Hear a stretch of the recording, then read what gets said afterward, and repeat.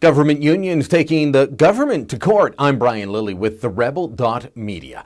The biggest unions representing federal workers have launched court actions to stop the government from making changes to their sick days regime.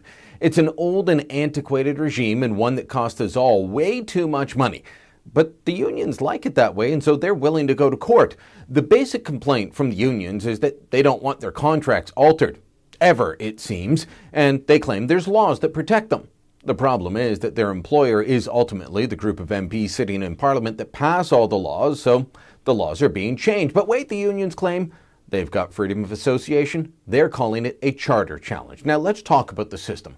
Under the current system, unionized government workers can bank sick days and sick days they don't use year after year. Now they can't cash them out when they retire or anything like that, but if they take them all at once, there's little to no oversight. Now, I live in Ottawa. I know a lot of civil servants. Most of them are hard-working folks who go to work every day. They do their best for the country as public servants. But you know what I hear from all of these people? I hear the stories of abuse, the stories of the worker that takes a sick day on the first Friday or Monday after they accumulate a new sick day. That's one type of abuse I've heard from family, friends, neighbors who work and some who even manage in the public service. They know that if Bob is owed a sick day, then they can't count on Bob to be at work because he's going to take a long weekend. And we already know that the average federal civil servant takes 17.9 sick days per year compared to 6.7 days for non-government employees. So it's a bit of a scam. Then there are the people that never take sick days but are owed them.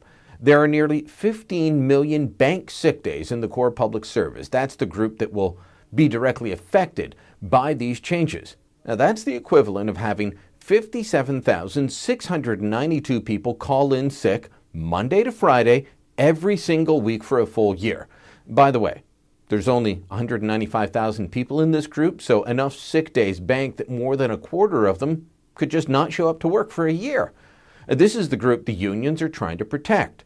PSAC, the largest union, is spending $5 million in this fight. I don't know if that's on top of the $2.5 million I heard they recently approved to spend in a new ad campaign to attack and defeat the Harper government. But suffice to say, they're going to be paying millions. Why? What change is this going to bring about for the average federal worker? Will they be denied sick days? No, not at all. If you're sick under the new system, you're still going to get sick days. And if you have a serious illness, well, you might even be looked after a little bit better. See, parts of the current system were designed in 1919, other parts in the 1970s. Other than that, it hasn't really been updated. In the world of short and long-term disability, it's changed a lot since then. The new plan is about bringing things up to the modern era. Take a look at this from the government's website. At present, there is a 65-day, 13-week waiting period before employees can access long-term disability benefits. Employees covered this period by using accumulated sick leave. Financial difficulties can occur when employees lack enough bank leave to get them through the full 65-day waiting period. So you don't have enough bank sick leave? You're out of luck. You're not getting paid until long-term disability kicks in. Under the new system, you'll actually be taken care of while you deal with a serious illness.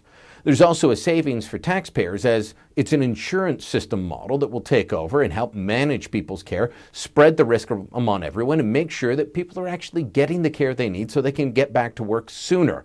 For most employees, this won't have a real impact in their lives, but you know what it might do beyond save taxpayers' money? It might expose the scammers, the lazy folk that every single workplace, public or private, has, which means the employer, in this case the government, may do something about those lazy folks. And maybe that's what really bugs the unions.